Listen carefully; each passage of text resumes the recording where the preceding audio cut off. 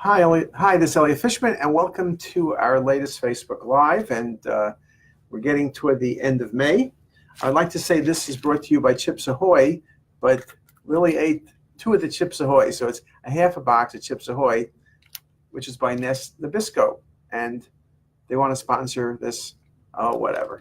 Okay, so this talk is on Nashville, and what is that about? So, first of all, many of you joined us last week in Nashville. We were at the Gaylord Hotel, which is actually, I found out, the world's largest hotel. This place has 3,400 rooms, which is not as big as some of the New York hotels, perhaps, or even the 8,000 room hotels in Las Vegas. But physical plant, it's kind of built like something from the 800s. It's like a castle, totally around. I was looking at the way it's built. The last time I've seen anything built like that was when the walls of Jericho came tumbling down. But unfortunately, that didn't happen. They have this beautiful roof over the place. It's humongous, and you can get lost inside. It looks like a botanical garden. It's very nice. And we had a great meeting. We had great speakers, Jeff Rubin, Charlie White, who are outside speakers. And then we had Linda Chu and Jan Fritz and Steve Rowe and myself. And we had great attendees, and we'll be back there hopefully next year. It's a great place for a meeting. I mean, Nashville is one of the real American unique cities. In fact, one of the things we learned in Nashville, that the biggest challenge is more than 100 people are moving in there a day, and that raises the property values, the housing costs. Amazon is moving there, and so Nashville has a unique flavor with music and very classic history. And so, you know, as Yogi Berra said, that place is so successful that no one goes there anymore. And so they're trying to figure out, how do you balance growth with keeping what makes it so wonderful. So it'll be interesting over time. But one of the things that was kind of interesting about Nashville, if you go there, it's one of the places where tradition is very big. And history is very big, and people respect tradition and respect history. So we went to the Hall of Fame, the Country Music Hall of Fame, which is extremely well done. I've been there about 3 times now.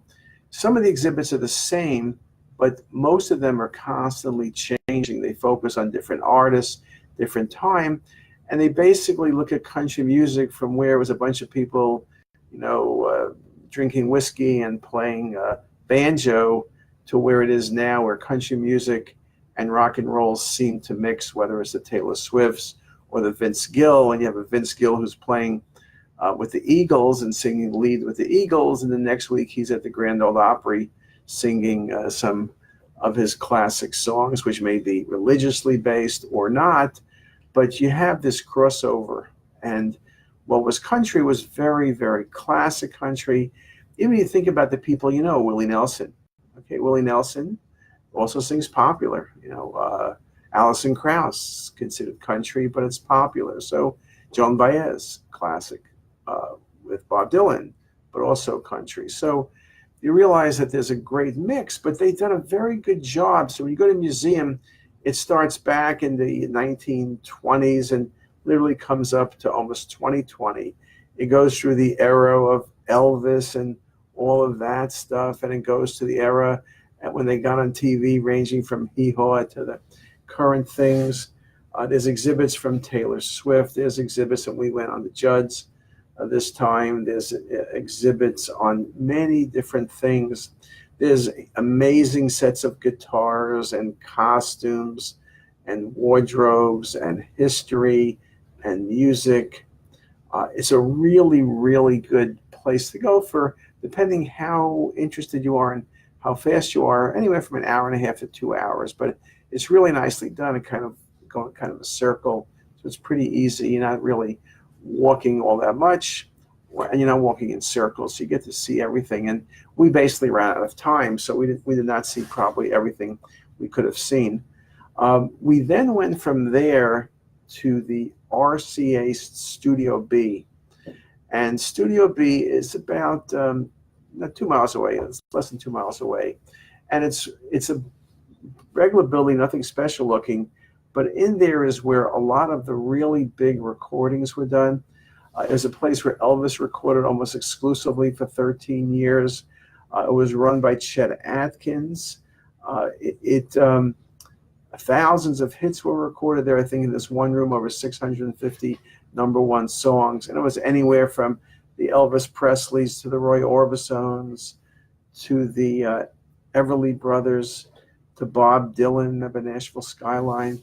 And they showed you how things were recorded. And it's amazing. The room is like a simple room, but people liked the sound in the room, whether it was the walls, the floors, the ceiling. The lady who gave us the tour was fantastic. She spoke about how Roy Orbison was actually let go by his original label because the music would drown out his voice. And finally, someone figured out how to do it, and they simply took him. And these days, it would have been that he would have been overdubbed into the music, and it would have been perfect. But they basically put him in the corner of the room and put a equivalent of a box around him, and just put some drapes around the box. So when he recorded, the sound from the guitars and trumpets or whatever else, pianos, wouldn't come all the way in. So his voice would be loud, and that's how Roy Orbison became a Pretty Woman. All those hits were just incredible in that regard. So they showed that. They also, it was very interesting, the music and the history of the music and how people worked together to create the sound, and how many of those people went on to become very famous, whether it was in country music or it was this going from country to pop rock and the like. So that was very interesting. We went that evening to the Ryman, and the Ryman, which is 2 blocks or 3 blocks literally from the Rock and Roll Hall of Fame or the Country Music Hall of Fame. The Ryman was the place. It was built as a church 100 years or so ago. And so when you go there, you're sitting in pews like it's a church or a synagogue. I recognize the pews from my old synagogue in New York. But the thing about the Ryman is it was the original home it became of the Grand Ole Opry. And in fact, the center part where the speakers, the singers would sing was actually drilled out and taken to the country, taken to the Grand Ole Opry when it moved to its new place, which is literally a 5-minute walk from our hotel. So when you come back next time, you really need to go to the show. And the thing about the Ryman, it's a very classic place. Probably holds about 1,300 people, so it's small. As long as you're not behind one of the small poles they have, you got a great seat no matter where you sit. The music quality is very good. I was very impressed by the sound. The sound system is really good. I think, it was really built well, and they've maintained the quality over the years. We saw Larry Gatlin and the Gatlin brothers and a few other people. And so it was really well done. They had Carter there. I forgot her first name, but it was Johnny Carter's granddaughter, June Carter's granddaughter. But they would each sing 3 songs and then hit the road. So it was a very fast-moving, basically 2-hour show with a very short intermission. Some people, like Jim and Ava Zinreich, went to the Grand Ole Opry the next day. The Grand Ole Opry is a new place. It's much bigger, over 3,000 seats. Has even better sound, and there's a certain feel to the Grand Ole Opry. It's new, but it's just a spectacular place to go. And again, going back to the reason I picked, I'm not here to give you a Google tour of Nashville if you weren't there, but I think making the point about how they've been very, very successful transitioning the new and the old without throwing away the old. So the Grand Ole Opry, you go to a show, there's, let's say, 8 singers. You have some people who are really new you never heard of. You have some people who are really older. You heard of them, but you thought they were dead by now. Nope, they're alive and living in Nashville. And then there's people in between. So there's a certain great respect for tradition. There's a great respect for all things classic American, I would say. And it really is an interesting philosophy. One of the things people did comment on in Nashville in general was how polite people are, which is really true. Now, it'll be interesting to see when they have an influx of people, particularly Northerners, are people still going to say they're very polite, but maybe the politeness will rub off on the other people. It usually doesn't happen. Usually it's the other way around, but we'll have to see what happens. I did like, the idea of being able to connect the past and the future. and the present. And I think that's probably maybe a good lesson for everybody.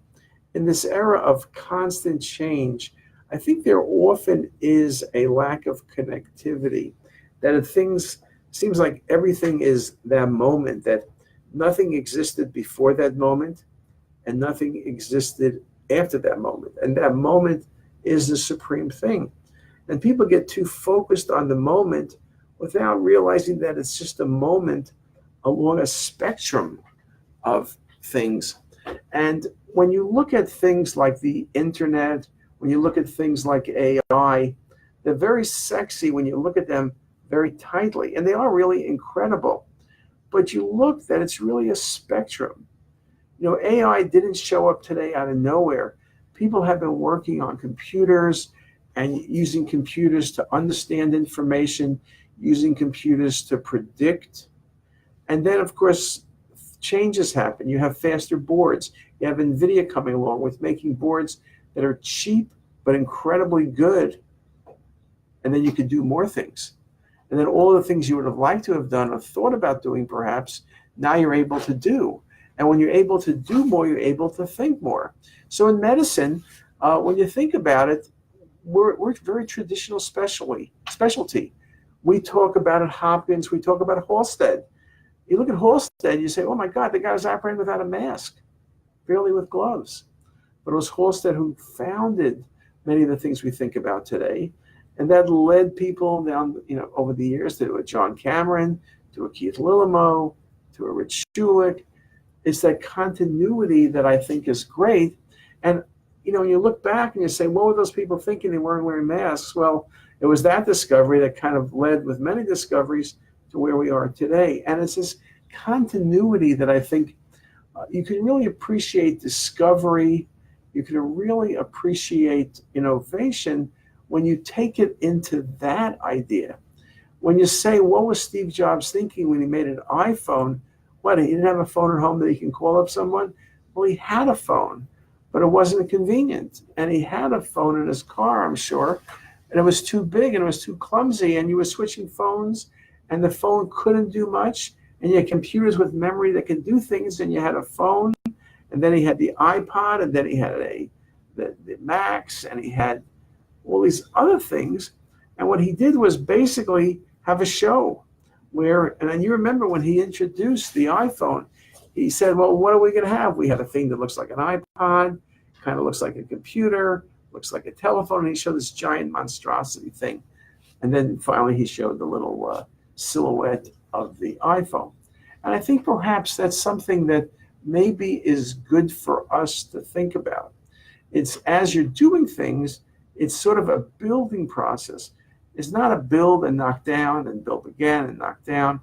It's building, but not being satisfied, and then building more, and then more and more. So it's this process of taking information and building what that information does provide.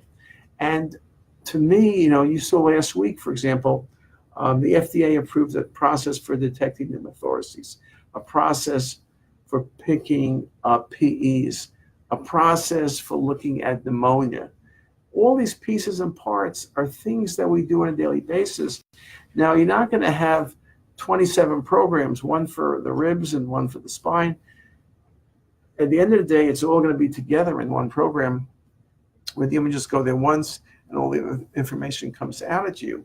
But if you think about it as a journey, people become very critical and say, what good is a program that only does pneumothoraces? What good is a program that only detects pneumonia? What good is a program that only detects brain bleeds? Well, it's not the end result. It's not perfect, and it's not where you're stopping. It's just really one station on the way to the end of the line. And the end of the line sounds bad. That means you die, I guess. But before you get to the end of the line, remember that's a song by the Traveling Wilburys, and that's when Roy Orbison died. They have his picture on a rocking chair. Okay, but I think for us, the understanding of how development happens, how you start with tradition, you start with classic knowledge, and then you rediscover it, you build on top of it, and on top of it till you have the perfect product. And then you test it and retest it, try to break it and try to fix it, and then develop the next product, which puts your first product out of business. Because we are going to constantly change. If you don't think we're going to change, you're a crazy person. If you're a crazy person, don't watch CTisus. No, but in all seriousness, everything changes. It's going to change no matter how good something is today. It's better the next iteration. So with that, I'll be happy to answer any questions for anybody. Anyone have any questions? Let me see. I could look also at the people who are on not only Facebook, but whenever I'm looking at Instagram. So if anyone has any questions, now is a really good time to ask the questions. I know people tend to ask questions after we stop, so I can't answer them remotely on the computer, but I can answer them obviously directly toward you. So, okay, well, if no one has any questions, then I hope everyone has a great day, and we'll see you next time.